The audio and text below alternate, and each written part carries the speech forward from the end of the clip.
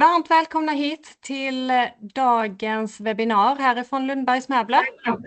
Idag så kommer vi att prata om material för cirkulär design och vi kommer att fokusera på Papershell. Och ni får under webbinariet ställa frågor i chatten eller räcka upp en hand så får vi se om jag har lyckats göra rätt inställningar här.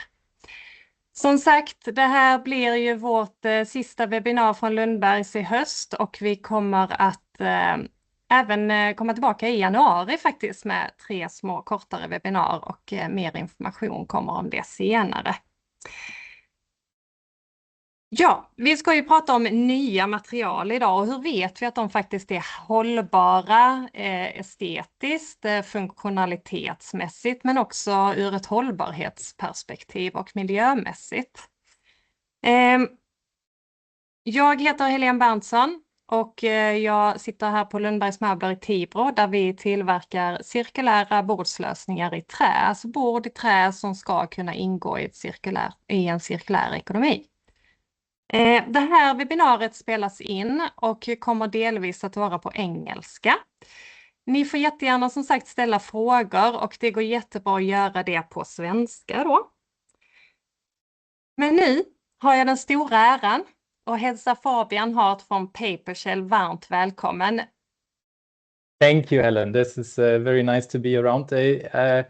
I'm going to take this in English. I do understand Swedish, so it's feel free to ask any question in Swedish or but I'm just taking it in English. It's easier for me. Quick about me. My name is Fabian Hart. I am currently actually head of design at Papershell, so I changed my role, but I'm going to talk today through my previous role, which has been head of sustainability at Papershell.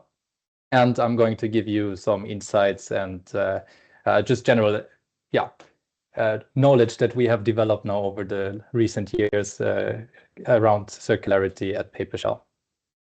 Ja, det här ska bli så intressant. Jag vet ju att du har supermycket och matnyttig information här så att vi kör igång direkt, Fabian. Vad är Papershell? Ja. Är det företagsnamnet eller är det materialet eller vad är det för något? It's a often confused thing. So the name of the company is Papershell, but it is also the material that we provide. This is our core business is a material innovation, and it has been now we like to introduce it as a new material group. Even though the specific namings on each of the parts within that material groups are all falling still under the name Papershell. So it's the name of the company and the material. Papershell is a rather young company. We have been founded, if I'm not mistaken, taken here 2020. So we are 5 years old, but we have established now a factory in Tibro. I'm going to show you a picture afterwards in a second. And it's all based around our material that we have developed. As the name suggests, it's based on paper. So it's based on paper and our little magic trick, which is our bio binder, which is important. That is in the paper and we press it very hard and it becomes a solid new material form. We're going into details in a second, so you understand better how this comes to be. But the good thing with Papershell, therefore, is that it is 100% biogenic, hence 100% fossil-free, and can reduce carbon emissions by up to 98% if we replace then other carbon-intensive materials. Papershell's the material's technical performances, the performance of the material makes it that we can actually replace carbon-intensive materials across various industries, such as aluminum, various plastics, glass fiber, reinforced plastics, carbon fiber. There's a bunch of materials that we are aiming to replace. And by just replacing those materials, you can reduce your carbon emissions.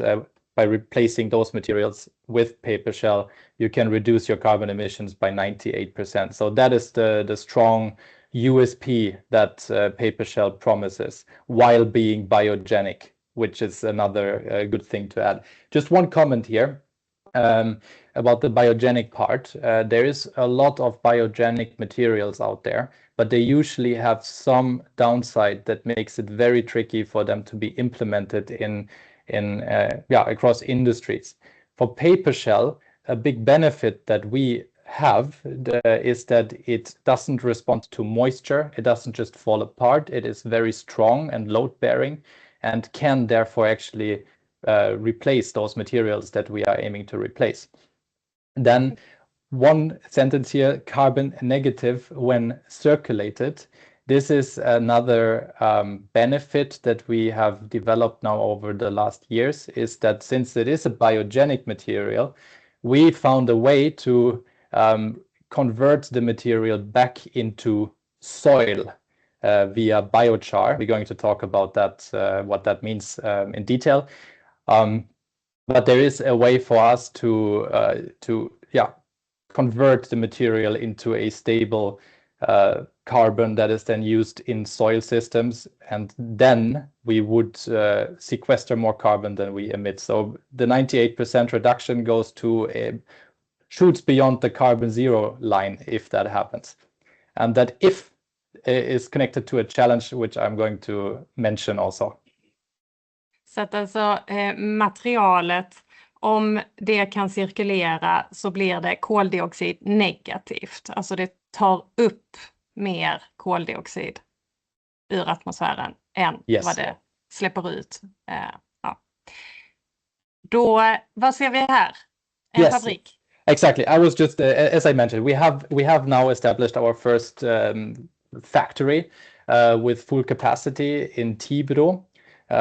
Just a quick history. So we started in a pilot also in Tibro. It's a smaller facility where we then installed our first production line and tested everything. And then from there, we built our new factory.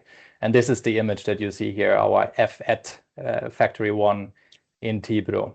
In the next image, I believe you can see our production lines exactly. So currently in our factory, we have 2 production lines. In total, we have 3. Our pilot is still running.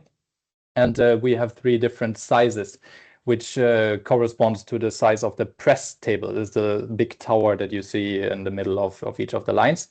And this determines then the size of products we can produce.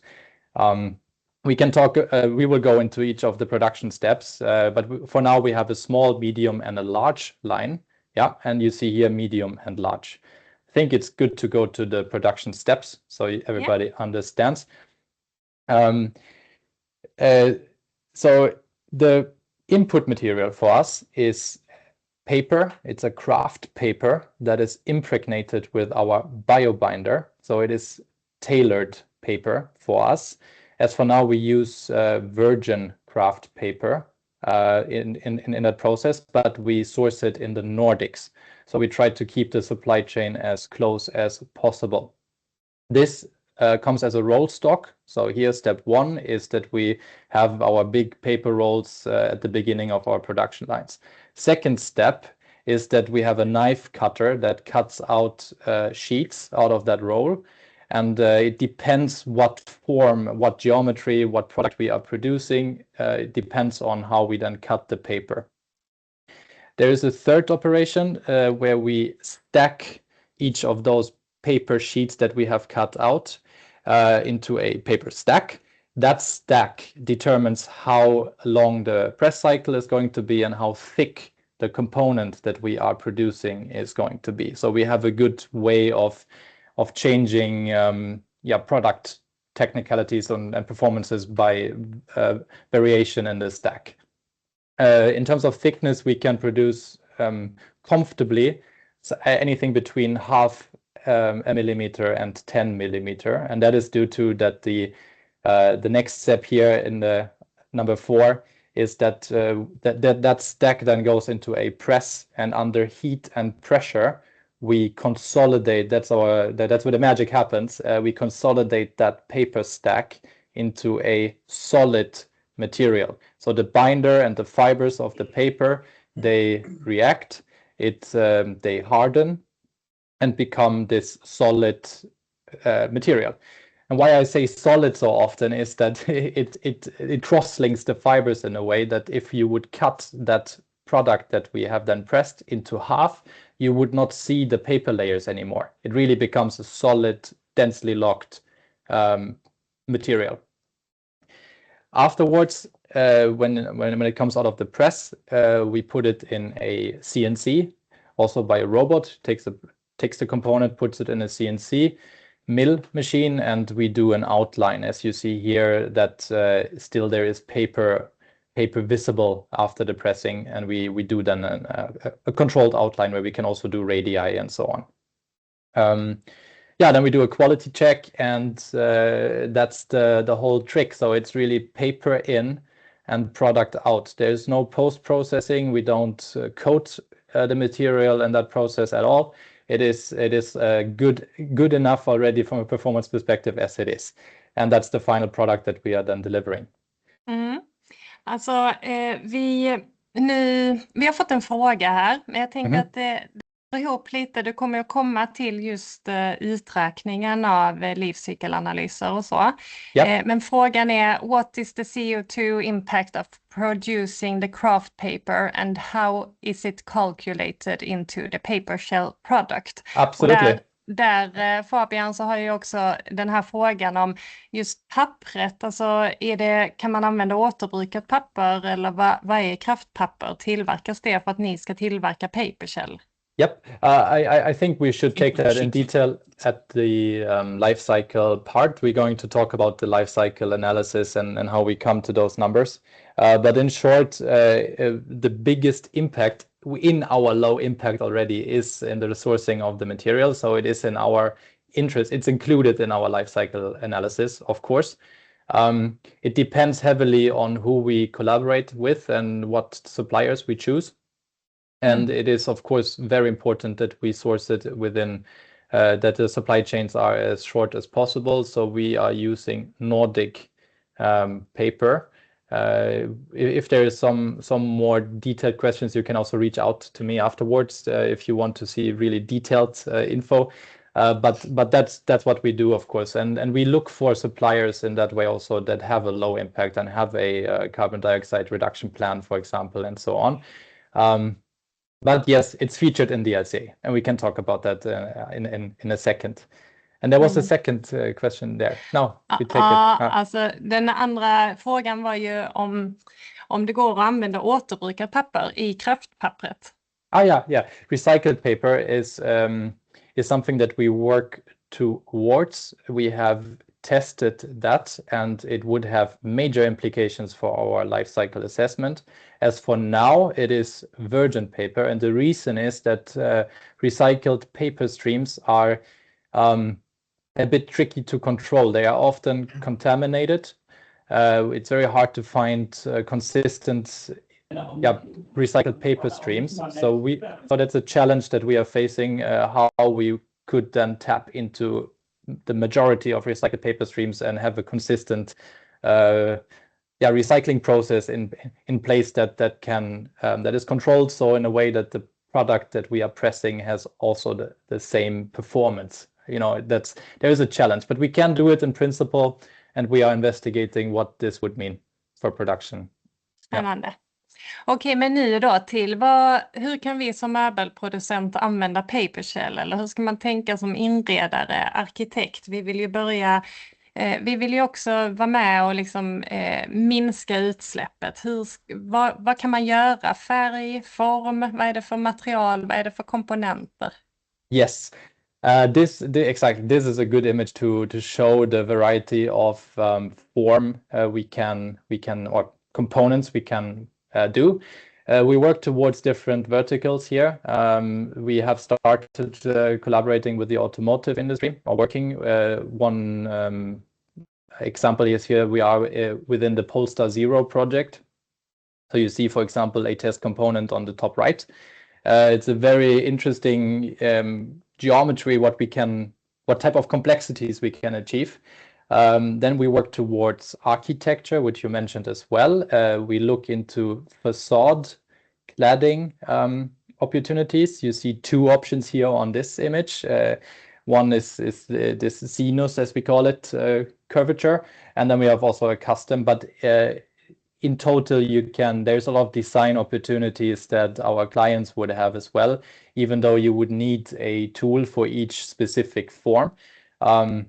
I didn't mention it's either aluminum or steel tools that we have to have for each component. But then we also have flat sheets that can freely be utilized in different contexts as well.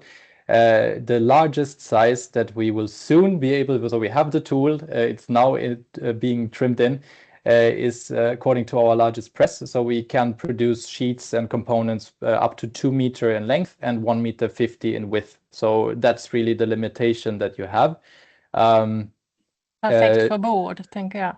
Perfect for tables, for absolutely but also for cladding, for anything that needs this type of sizing. And we can also size it down. So since we have a milling operation, we can custom the sheets then or the form depending on what is needed. So all the way from exterior, interior to then product design within that space is possible. And should be investigated.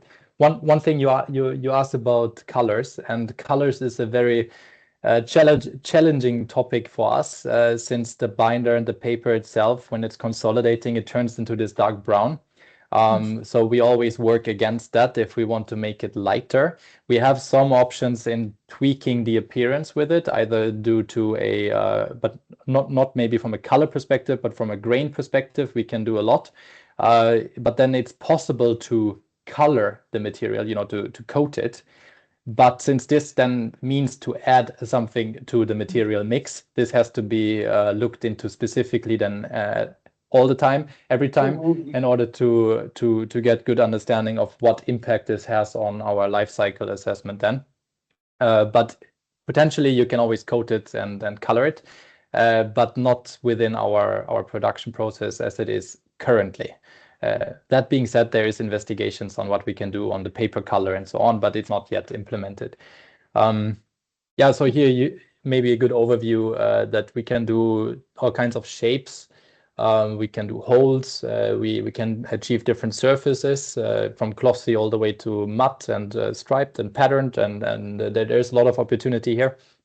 And och hur gör man här då, Fabian, om man vill ha prov? Ett material, sample. Contact us. We will deliver you samples. It goes through our system. We have standard samples available, and if you want to have something custom, then we can discuss what exactly you are looking for. But absolutely, reach out to us, and then we're going to provide samples. Perfect. Now we talk about interior. We have two chairs that are on the market. They look a bit similar, but they are very different in many ways. So our pioneers here, Arper, Italian furniture company, probably most know, has been pioneering Papershell with their Catifa, now called Carta, which has been their Catifa 53 before. It's an icon that they sell for many years already, and they have redesigned it in the form of Papershell, launched it in Milano 2 years ago, and it's been on the market ever since. And now we have a new chair also in production with a Danish furniture company, Fredericia. They have made completely different design choices on the surface. So if you see both chairs in front of you, maybe the images are not so perfect here, but you will see the differences and what you can do in terms of surface difference. Ja. Om man vill ha det glossy eller matt. Eller matt, eller exakt, ja. Ja, jättesnyggt. Och här har vi ju också ett annat utomhusställe. Ja. This is our facade panel that we have. We call it Tide. It's as you see, this is also the samples that you would receive. They would have the same form. So this is our in-house design choice. There is a lot of possibilities if you want to do something custom, but it's very nice to see it outdoors. And often I get a question: how does the material age outdoors? And we have put exactly those sheets outdoor in our factory outside and tested it with wind and weather and see what happens. And we realized that it doesn't affect performance or property of the material at all, but it turns gray, turns light gray, exactly like wood does. So it's a very similar effect. We can counter that by, so if you don't want that, you can counter it by applying a coat, a UV protection. Sound absorbing, I just see it's, I haven't checked the sound properties. Good question. I don't know exactly how that behaves. But I can follow up on that if that is important. Yeah, so it turns gray. That's something, it's a biomaterial. It is a living material in that way, but it is, as I mentioned in the beginning, not comparable to other biomaterials that at the moment they touch moisture, they will start to disappear and fall apart and be eaten up by anything that is in the air. So it is so densely locked and so strong from a property perspective that the only effect when we put it outdoor is very minimal on the surface, but it's enough to be visible. So it turns gray. You can, again, counter it, or you treat it as you would do with wood as well. So you can apply oils and so on, and you can recover the original color to a large part. Men hur snabbt grånar materialet? We have it outside for like 2 years now, and within those 2 years it turned gray. But I guess you will see differences after 1 year already. But good to know that it doesn't affect the performance of the component. So it doesn't warp, it doesn't, Men när man använder nya material, det kommer jättemycket nya material här och var och mycket som låter jättebra. Man vill ju aldrig hamna i något där materialet att det är greenwashing eller att man gör fel beslut idag och upptäcker detta om 10-15 år. Alltså vad ska vi titta efter för att veta, alltså när man inte har dig att fråga då, vad ska vi ställa för frågor eller vad ska vi läsa för dokument, vad är det för något? Yep, well, for us, very important is life cycle analysis, and they have been, the question has been come up right away at the beginning, how do we come up with those numbers? We work together with a third party here, so with a life cycle assessment professional company, Miljö in our case, and we do our analysis there. So on the slide here, you see now only the final result, but you can download that LCA online, and then you see the different stages that it went through and what has been analyzed. That includes upstream paper. It also includes the binder. It includes each of the steps that come up in our production. And then also end of life, which is important for us, that we include that as well.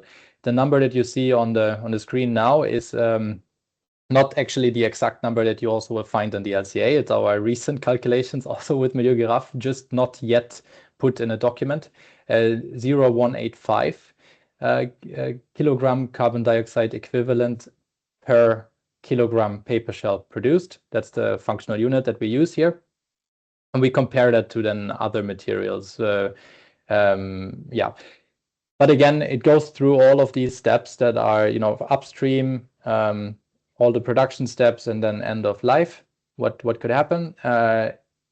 So look into those documents. If you wonder if something is greenwashing or not, it is always good to look into the documents that are available. And ask the hard questions there as well. You can cut through noise quite quickly by seeing who has done their homework and who has not. That being said, so it is not always 0 or 100 also in many reasons or from many perspectives.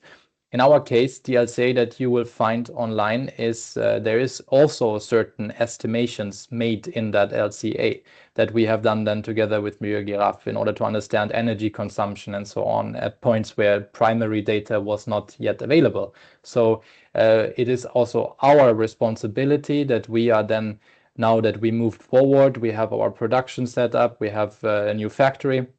that we redo those calculations with the best data that we have available to get good, just good and pressurable information. So if you follow us, you will notice that in the next year, probably we will have an update on this as well with more, but it's a journey, and it is a lot about what claims can be made and what not, and so on. But yeah. Men Good to i LCA:n då kan ni har med upstream och det är där man kan se vad papperets utsläpp är då. Yep. Yeah, precis. Yes, so that's included in our LCA. We work with a Swedish paper, which we also work with currently. We have more than one paper at the moment, so it's going to how to say, it's a bit of a it's not 0 and 100 often. It's a bit specific always, but we collect all the data we can, and we not try to tweak the data points, and that's something you can really see if you look closely. Usually. And I mean, it's very important for us, of course, to understand exactly what we are doing and how good it could be in order to also improve in the future, so we can actually get better and better. Ja, precis. Yeah. Vi hoppar till den här bilden. Yes. So the number that you saw before is cradle to gate.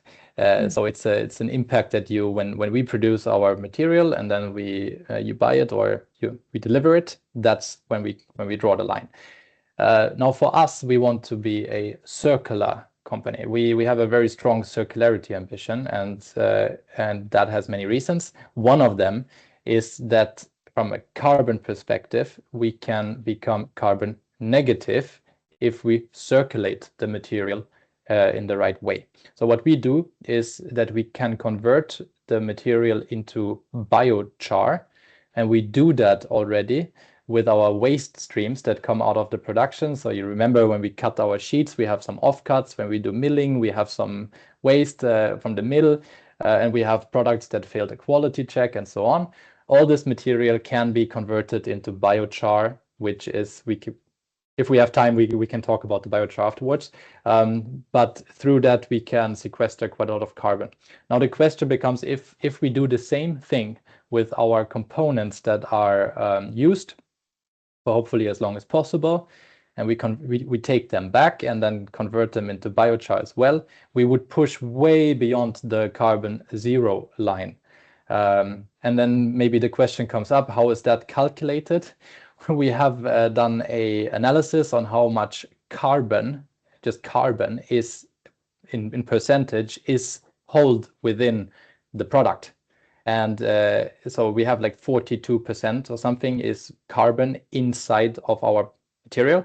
And then how can we, if we convert it into biochar, how much of this carbon can we sequester, keep solid, make sure that it never touches oxide in that way and becomes gas? So how can we convert it into a solid carbon? And that is then the biochar. So again, if we would be able, and that's the big if, that's the challenge, if there was a take-back system in place that after 5, 10, 15 years, you would be able to get back the material and then make sure that it ends up as biochar, this whole operation would become a carbon negative Precis. Alltså, system. Vi måste ju idag göra rätt för att räkna med att om 10-15 år så går det att göra en take-back på möbler och få det här kretsloppet. Men för det finns en svårighet med take-back idag. Hur ser du på det? Yeah, it's a challenge that not only we are facing, of course, and there is some measures that are coming in place that maybe provide some hope. So it depends also on the case. If we sell business to business, there might be ways to incorporate this on the contract phase already, that there is some way to discuss this early on. But then when it comes to a B2C business, it's very tricky. If everything is then distributed, how do we make sure that it finds its way back and is collected in the right way and sorted? So that responsibility is bigger than just Papershell. It's industry-wide and affects also our waste management systems.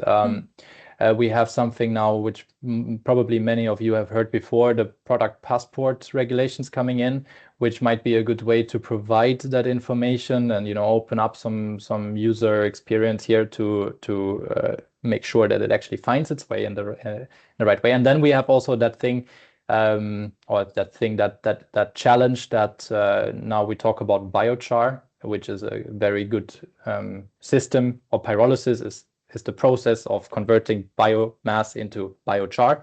And that process is available all over the globe, but we need a network that connects all these providers and makes sure that all the materials that would be eligible for that process go there. So there's some infrastructure challenges, let's say, that can be solved, but need to be solved before it's too late. Men du, vi har gått över tiden lite. Som sagt, detta spelas in och jag kan skicka ut till er om ni måste springa iväg. Men vi kommer nu att hoppa in på just det här du pratar om, alltså biokolet. Vad är den här processen för något för att det ska cirkulera och hur binder det? Berätta. Yeah. So biochar is a very old phenomenon. Let's say it's basically just locked carbon physically. That's what it is. Biochar. It has very good properties if it is on a high quality to enhance soil systems. I like to reference terra preta here. Usually, it's the old black soil that is found in the Amazonian forests, which is man-made, human-made. And has been proven to transform a very not fertile ground into something super fertile. Never seen a better soil. And that is mainly due to biochar. It's a large part of biochar that is within that black soil. So we are tapping into exactly that type of system biochar itself. Sorry, is there a question? Nej, säg det. Säg. No, but biochar again is just locked carbon. And what we do is, since we have a biogenic material that has a certain percentage of carbon inside, we convert that into biochar instead of incineration. So it doesn't end up as carbon dioxide anymore. It becomes a solid carbon instead, that is then in turn used to be in a soil to enhance soil. And that in turn has then a compound effect. It becomes better over the years. It builds resilience in soil systems. There's many reasons for this. And then helps trees, for example, plants to grow better, more resilient. It establishes an ecosystem effectively if done properly. And then you can trigger a compound effect over the next years in order to provide resilience and sequester even more carbon through that. Så biokolet används som en jordförbättring. Exactly. Och då växer det växter och då lagrar det kol igen. Eller exactly. Koldioxid. Ja. Yes. So exactly. Just quickly, this is how our waste would look if we shred it down into the right particle size. And then in the next image, you see how it looks as in the form of biochar. In between, it goes through pyrolysis. Look that up if you have some time. It's a good thing to look up. And then you see how it's used in a soil in the next image. Here in collaboration with Essunga Plantskola. It's a local tree nursery that we teamed up with in order to understand this whole idea about biochar used in a soil system and enhancing plant growth better. So we now send our waste streams to Essunga Plantskola. They have a pyrolysis in-house and convert it into biochar and directly into a soil structure that is then used to grow new trees. So then the whole material flow is closed. Man ser ju de små bitarna i jorden här, eller vad man ska säga, bland rötterna. Yep. Yes. Nästa steg då för Papershell. Hur ser resan ut? Ska ni vara här i Tibro med er fabrik eller vad händer? Definitely. We're going to stay in Tibro. This factory is absolutely in Tibro now. From a systems perspective, there's a few targets that we have in order to lock everything in properly. One thing has been mentioned, recycled cardboard, recycled paper, that we find a way to implement this into our production. That's very good for an LCA. If we can do that, under investigation. Then, of course, that when our material find its way into a product and then is used, that we have a strong take-back system, plan, scheme, whatever is needed for it to be effective, so we can actually push beyond the carbon negative line through that. Then it would be fantastic to have, now it's called Papershell pyrolysis, but to have that pyrolysis technology implemented fully at full capacity, and bring back the material in the form of soil into and then help forest management, forests to convert from now predominantly monoforests into a more resilient type of forest. I used to say polyforest, but now after investigating the forest industry a bit more, it's not that black and white as well. So, but in order to help our ecosystems to build up resilience, this can be done through soil in the form of biochar. That would be a beautiful side effect of this awesome material already. So it's a nice add-on. Men jag har 2 frågor här, eller påståenden. Vid vårt förberedande möte så pratade du om alltså hur vi ser på köpupplevelsen idag. Alltså köpupplevelsen när vi köper något är väldigt trevlig, vi har fina förpackningar, men vi ser inte hela köpupplevelsen tar liksom slut när vi har köpt. Exactly, yeah. It's something that inspired me. I came across a word called engineering, and what has been mentioned there is that if you look into a buying experience, as you say, for example, I don't know, if you buy a new phone or whatever, the whole experience of buying and opening a new product has been designed to its, so detailed. It's part of a brand. It's brand defining how to buy and the whole experience about buying a new product.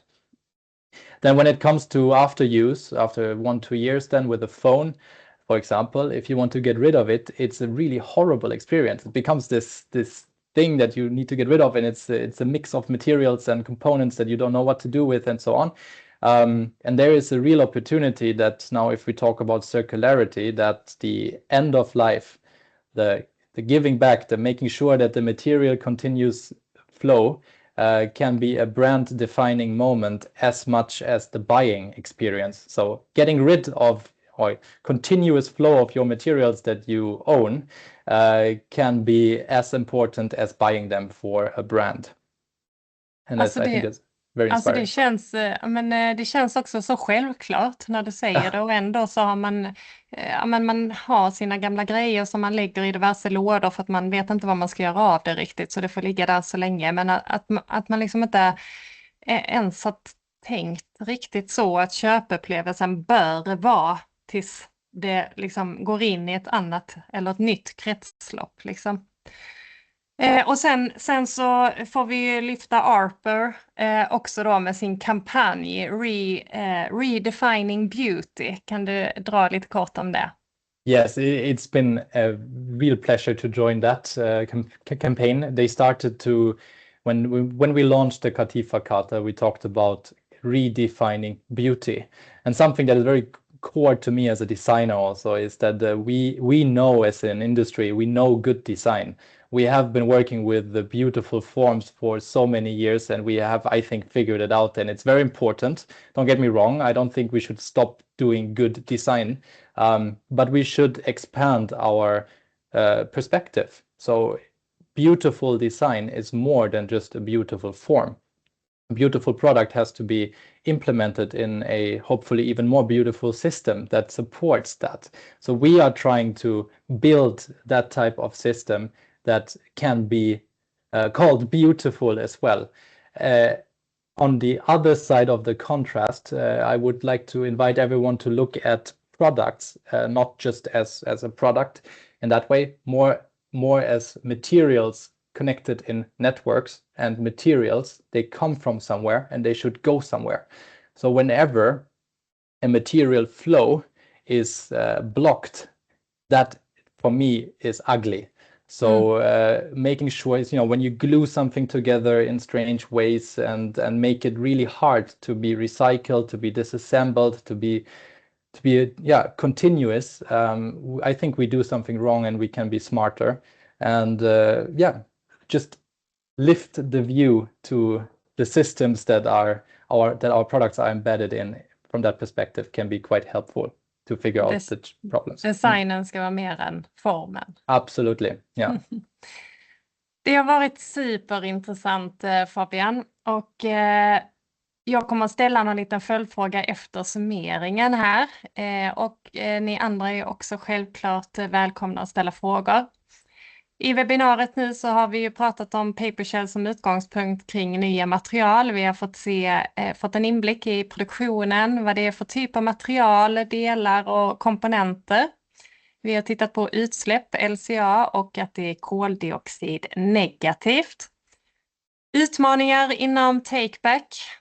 Köpupplevelsen ska finnas i hela kedjan, även när det gäller end of life som vi precis pratade om här nu, och redefining beauty. Materialet måste kunna vara en process som kan fortsätta att cirkulera, så design blir mer än en form då. Nycklar som man kan fundera över och ta med sig vid nya material. Om man känner en osäkerhet eller vill veta mer, fråga efter LCA, certifikat eller policies. Och vid de här uttrycken som man kanske har i sin marknadsföring eller kommunikation, fråga vad man egentligen menar. Och som Fabian tidigare sa, tänk inte 100% eller 0, utan det som går att göra kan göra skillnad på impacten då. Och fundera på vad som kommer med materialet i hela kedjan. Det har ju lite med det här redefining beauty att göra. Tack snälla ni som har varit med, och trevlig helg på er, ni som behöver sticka iväg. Men Fabian, jag vet ju att den här biokolet, att det finns olika klassificeringar på det. Yep. So yes. So if it comes to the quality of biochar, this has been something that was very important for us to understand perfectly. So biochar, since it is locked carbon, the quality of a char is usually determined how dense is that carbon locked in the form of biochar. The quality range is quite wide. So it can disappear if you use it in a soil. It can disappear after 10 years or 10,000 years, kind of. It's in between. It's a very wide range. Och det beror på alltså hur bra det är. Det kan ta jättelång tid. Exactly. If it's a soft, not very densely locked version of biochar, so a lower quality, that means if you use it in a soil, it will just fall apart, will be eaten up by all the microbes and organisms in the soil, and it will just disappear as carbon dioxide anyway, if it's a low quality. High quality, on the other side, is so dense that it doesn't become food for the organisms, and instead becomes a structure that these organisms can live in. So that's what you want. It's very porous. As you see maybe in this image here, it has these pores. And in those pores, the microbes, the mushrooms and so on, they will live in. It becomes a hotel for those microbes and organisms. Alongside with moisture.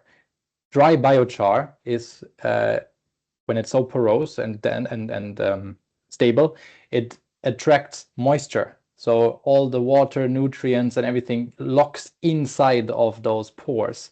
So that makes it builds up an ecosystem and provides resilience from that angle. So moisture water is hold better, life can occur. Root systems of plants find its way and build synergies and so on, and it just provides this resilience then to the plants and organisms in that ecosystem. And that in turn means that plants can grow better, faster, stronger, and sequester carbon dioxide even better in their biomass. So it's a really good way to close the loop. Man har vetat så lite om biokol. I can only recommend everyone who is listening to look up biochar, and it's very inspiring. It's a super interesting technology also and product. Yeah. Alla går hem i helgen och är så glada för biokol nu. Yes. Fredagsbiokol. Men då tänker jag bara med biokolet. För att vi har ju haft förmånen här hos oss att testa och ytbehandla Papershell materialet, och då bara tänker jag, då sitter det ytbehandling på biokol, eller liksom kommer det med? Påverkar det klassificeringen eller? Absolutely. So anytime you add something, it will affect the quality of the char. This doesn't have to be bad at all times, so it can even be a benefit. Depending on what you add.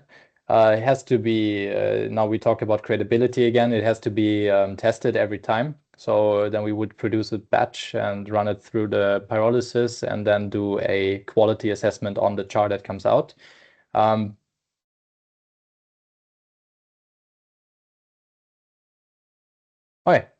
Was I kicked out for a second? Yeah. No.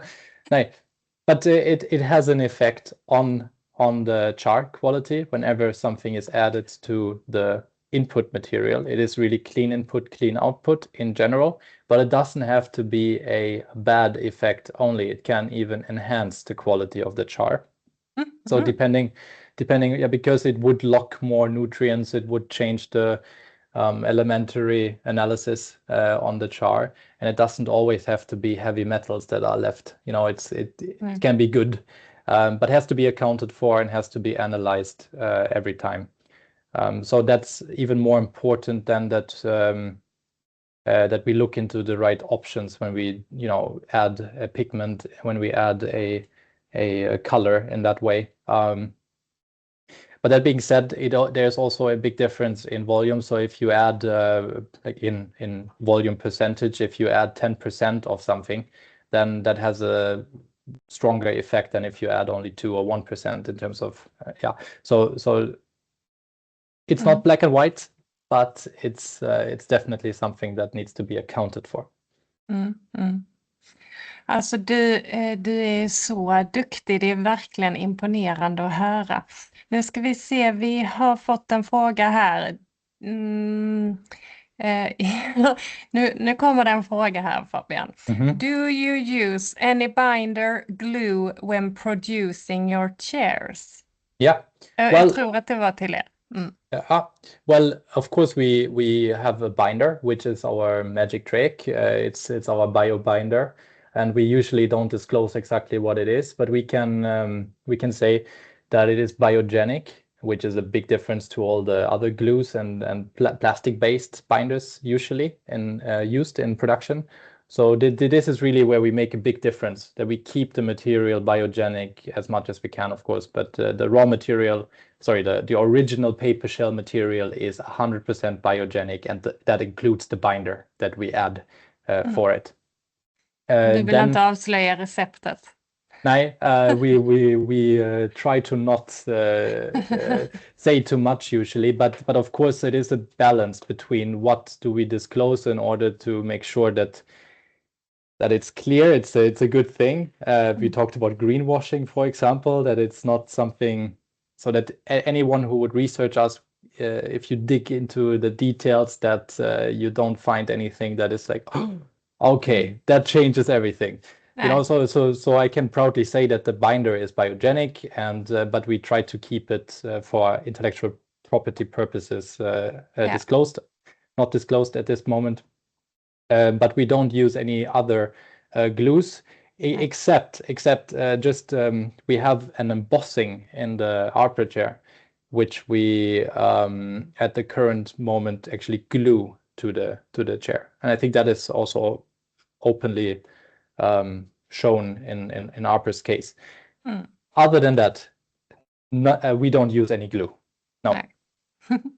Men du, vi har fått en fråga här om vi på Lundbergs Möbler har någon produkt som innehåller Papershell. Och det kan jag säga att det har vi inte idag. Vi har kollat lite på Papershell och undersöker hur vi skulle kunna använda det. Och frågan som är här i chatten handlar ju om bordsskivor då, om Papershell-materialet skulle kunna vara det, vilket det ju kan. Men för oss på Lundbergs Möbler så kanske det mer handlar om vi kan byta ut metallen i borden som kan göra en ganska stor skillnad för utsläppen. Våra bordsskivor är gjorda av plywood, alltså trä. Yep. Och sen så undersöka hur vi kan använda Papershell för att minska utsläppen. Men den här frågan inkluderar då om man har en skiva och kapar av skivan. Hur ser den kanten ut? Behöver man liksom fixa, slipa eller? Now we can do it in our mill to a large part. So if you look at the upper chair, you can see there is a radius on the edge that has been designed also, so that this is absolutely important. And I would say that the same principle can be applied on a tabletop in that way.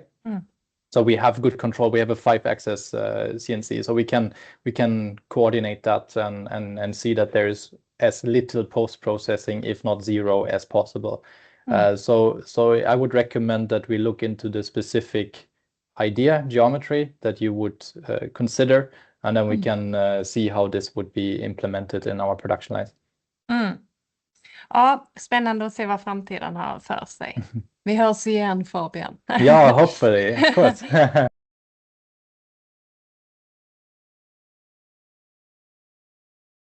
Yes. Men jag tänkte om det är någon annan som har en fråga, annars så ska inte jag uppehålla dig längre, Fabian. Vi har gått över tiden med dubbelt. Men det har varit superintressant och tack snälla för att du har varit med och delat med dig utav all kunskap och att vi har fått lära oss mer om Papershell och biokol framförallt. Yeah, it's our recent. Of course, the focus should be actually on the Papershell but there is a lot to cover. So I'm sorry that we went over time so much. But you realize there's so much to talk about, and please reach out if something is unclear. We are here and hope that we as an industry can make a difference together. Just to stress that it's a collaborative thing, and let's see what the future holds. Ja, verkligen. Tack snälla Fabian och tack ni som har lyssnat, och med det så önskar vi er en trevlig helg.